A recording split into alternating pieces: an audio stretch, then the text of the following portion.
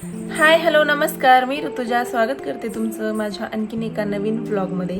आणि बघा, मी व्हिडिओ चालू केला की लगेच तुम्हाला दिसत असेल मागं कोण येऊन उभारले ते. आणि हे बघा केवढं पोवळं होतं मला, आणि माझ्या उजव्या हातालाच होतं, त्याच्यामुळे मला खूप दिवस काम पण नाही करता आलं. मी हाय म्हणा. काय करते तू? लाजणं बघितलं, लाजणं. मग कशाला यायचं व्हिडिओ चालू झाला की हो हो काय मग एवढं नाही प्रेम करत तू. बघा राडा आत्ताच जस्ट उठलेली आहे, म्हणजे सगळेच आम्ही झोपलो होतो. हा उन्हाळा एवढा निवांत काढलाय की विचारूच नका. आणि म्हणजे आंबे पण तेवढेच खाल्ले, झोप पण तेवढीच घेतली आहे. म्हणलं आता चला लागा कामाला, कारण जेवढे आंबे खाल्लेत तेवढंच वजन पण वाढलेलं आहे आता. पण काय आता असो, एवढेच 2 महिने असतात आंबे. आणि आज चतुर्थी आहे, सो संध्याकाळचा स्वयंपाक थोडासा जास्त असतो, मोदक वगैरे करायचे असतात. आणि आज जायचं होतं मंदिरात गणपती बाप्पाच्या, पण बोला नाही ना जायचं. आपली मोठी मोठी गाडी घेऊन गेले ना अंकल. कोणते अंकल घेऊन गेले? सो एक मोठी गाडी घेऊन गेली, त्याच्यामुळं गणपती मंदिरात जायचं पण आम्ही कॅन्सल केलं. सो आता घरीच पूजा करूया.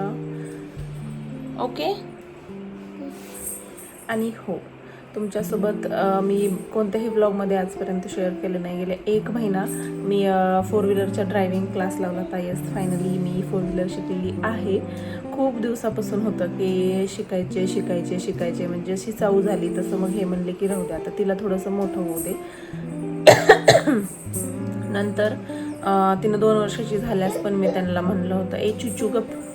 तिनं 2 वर्षाची झाल्यास पण गप नाही, गपना गुदगुल्या करू नको. साऊला 2 वर्ष झाले तेव्हा पण मी त्यांना म्हणलं, पण ते त्यांचं असं होतं की साऊला कुठं ठेवणार ना मग तू, कारण सानू पण शाळेत जायची आणि तो क्लास दुपारच्या वेळेतच असायचा, संध्याकाळी नसायचा. सो मी जसं सानूच्या अर्धी शाळा झाली तेव्हा पण एकदा म्हणलं, सो ते नाहीच म्हणले.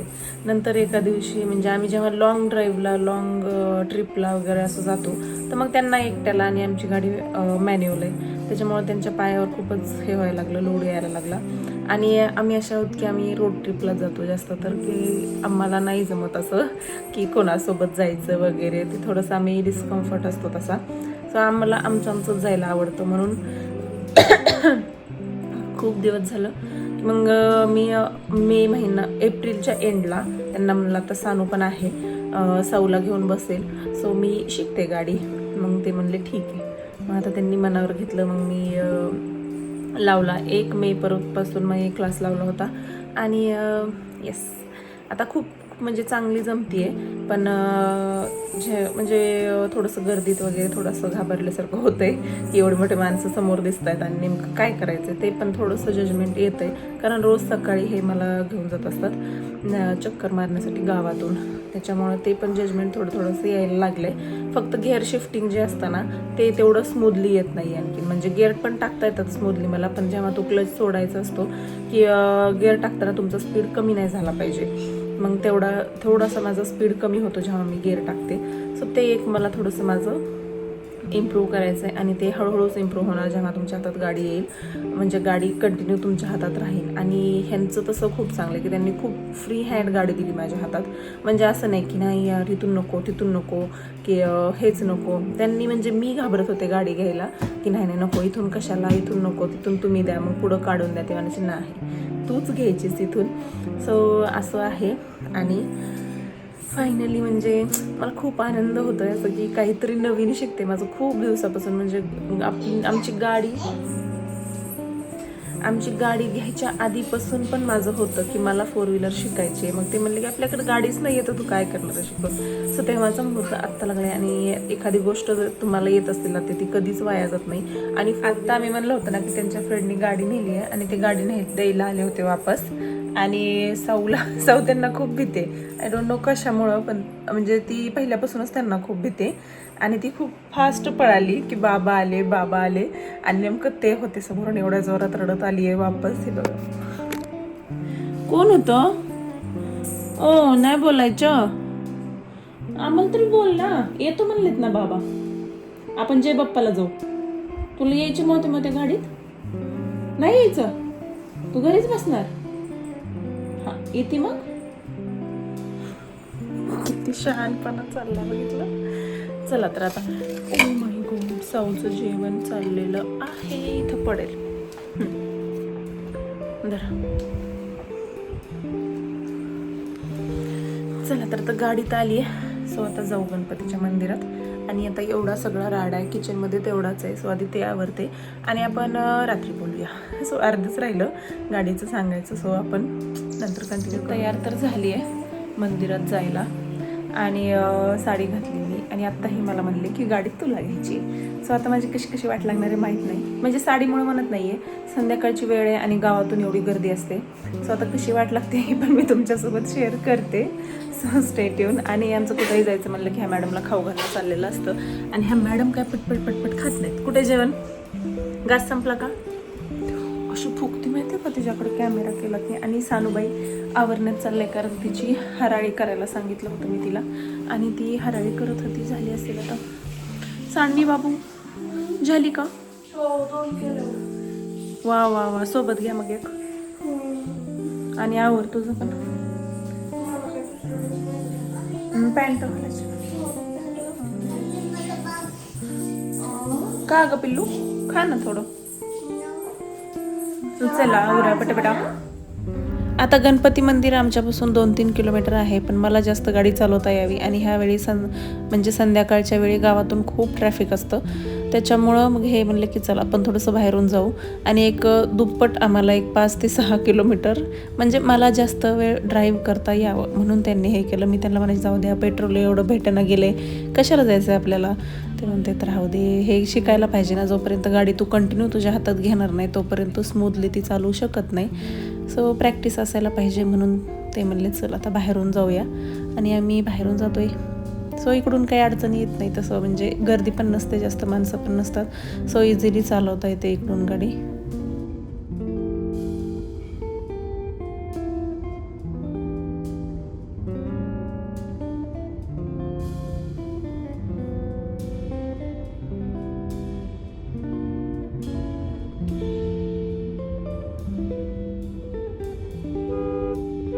पण हा एक चौक ओलांडून जायचं होतं. ह्याच्या पुढं मंदिर आहे, तिथून पण खूप गर्दी असते. आणि ह्या वेळेला सगळे ट्रॅव्हल्स असतात, बसेस असतात, त्याच्यामुळं जास्त गर्दी होते संध्याकाळी.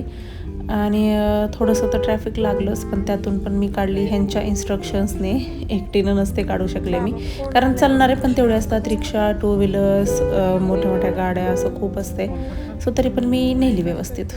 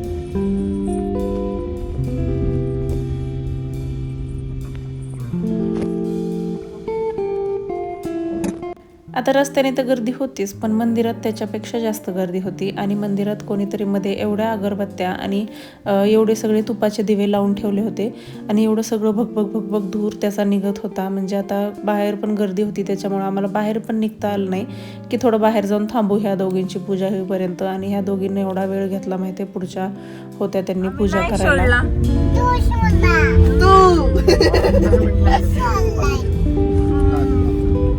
गेली का साफसफाई? तू झाडून काढलंस का? काढत पण नाहीस नीट असं. हे बघा, इथूनच एवढी गर्दी असते ना की हीच गर्दी टाळण्यासाठी मगाशी यांनी बाहेरून नेलं होतं मला. आणि आता वापस येताना तर जास्त होती ती गर्दी, त्याच्यामुळे मग ते म्हणले की मीच घेतो इथून, तू काही नको आता. त्याच्यामुळे त्यांनी घेतली होती. आणि खरंच खूप गर्दी असते इथून, एवढ्या गर्दीतून काही मला आणखीन जमत नाही, पण जमेल लवकरच, घेतल्याशिवाय जमणार पण नाही.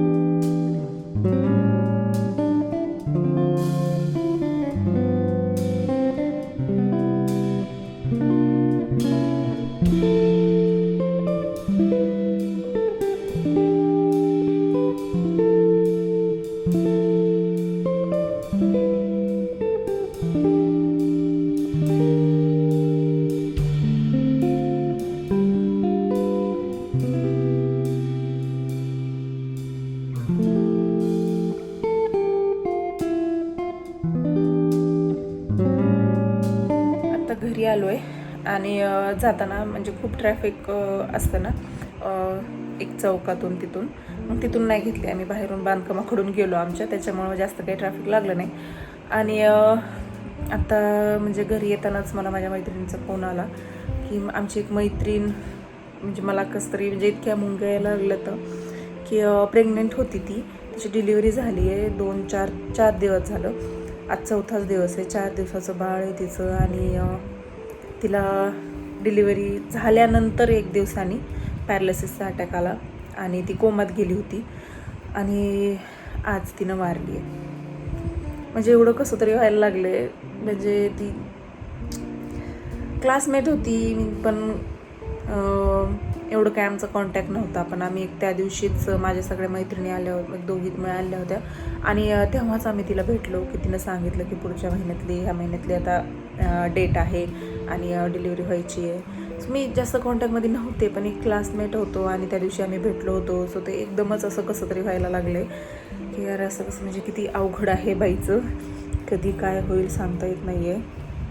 मला भीती वाटायला लागली आहे की काय म्हणजे बोलणार काय, मी काहीच नाही आहे बोलायला. सो चला, स्वयंपाक करायचा आहे, आणखीन पूजा करायची आहे, चेंज करते आणि आवरते. आता स्वयंपाकाला लागले होते आणि स्वयंपाकाला सगळ्यात आधी म्हणलं चला चपातीचं पीठ भिजवून ठेवूया. माझ्या मनात आलं होतं की भाकरी करू, कारण सकाळची 1-1.5 चपाती होती, ह्या दोघींचं भागलं असतं, पण नंतर मोदकासाठी पण चपातीचं पीठ भिजवावंच लागलं असतं मला, त्याच्यामुळे म्हणलं चला आता एक संकट सगळ्यांना करून घेऊया. आणि मला इतका उशीर झाला होता हे सगळं स्वयंपाकच सुरू करायला. आणि मोदक करायचे होते, त्याच्यामुळे तो ओलं खोबरं जे आणलं होतं नारळ फोडलेला त्याचंच मी काढत होते, पण तो एवढा हार्ड होता आणि 2 वेळेस माझ्या हाताला लागलंही ते काढताना. नारळ खूपच जास्त हार्ड होता, तो निघतच नव्हता लवकर.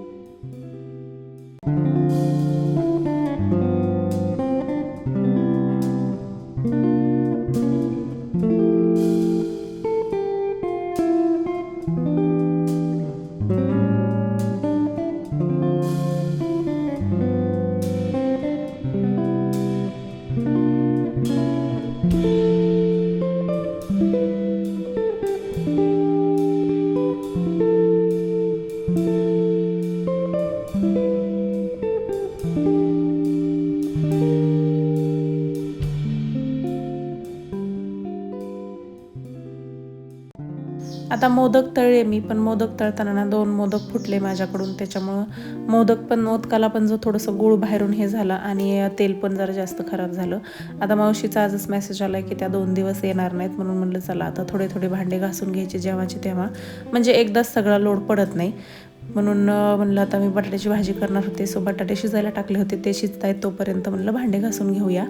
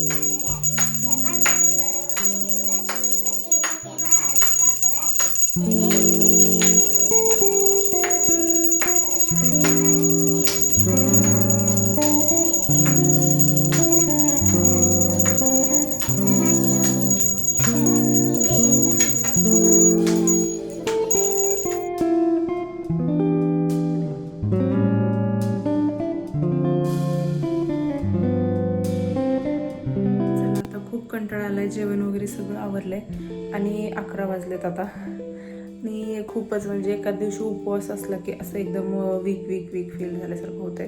तर काहीतरी खायची सवय असते दिवसभर आपल्याला, आणि एखाद दिवशी काहीच नाही. म्हणजे मी असं केलं की मी सकाळचा नाश्ता करत नाही आणि डायरेक्ट दुपारचं जेवण करते. सो दुपारी पण भगरच, त्याच्यानंतर काही खाल्लंही नव्हतं आणि त्यात ते माझ्या फ्रेंडचं तसं कळालं, त्याच्यामुळे पण थोडंसं हे झालं. सो आजचा ब्लॉग मी इथेच एंड करते. आपण भेटू अशाच पुढच्या ब्लॉगमध्ये. तोपर्यंत बाय.